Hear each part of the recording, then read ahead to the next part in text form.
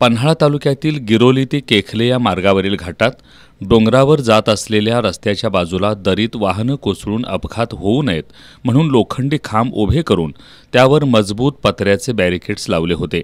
लावलेले बॅरिकेड्सचा पत्रा नटबोल्टच्या सहाय्याने जोडला होता. मात्र संरक्षक कठड्यासाठी लावण्यात आलेली लोखंडी बॅरिकेड्स चोरी गेल्यानं समोर आलंय. अज्ञातांनी 50 मीटरपर्यंतचा पत्रा चोरून नेलाय. हा पत्रा सहजासहजी निघणार नाही, शिवाय 50 मीटरपर्यंतचा पत्रा कापण्यास बराच कालावधी लागला असेल. अगदी यातील तज्ज्ञांच्या सल्ल्यानेच हा संरक्षक पत्रा काढण्यात आल्याची चर्चा आहे. केखले गिरोली घाटातील संरक्षक कठड्याच्या सुमारे 50 मीटर अंतरावरील संरक्षक पत्रा चोरीस गेला असून त्याची सुमारे 2 लाखांवर किंमत आहे.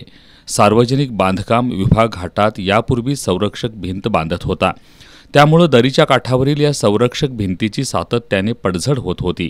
यावर नवीन तंत्रज्ञानावर आधारित लोखंडी खांब आणि त्याला संरक्षक पत्रा वापरून संरक्षक कवच निर्माण करण्यात आले होते.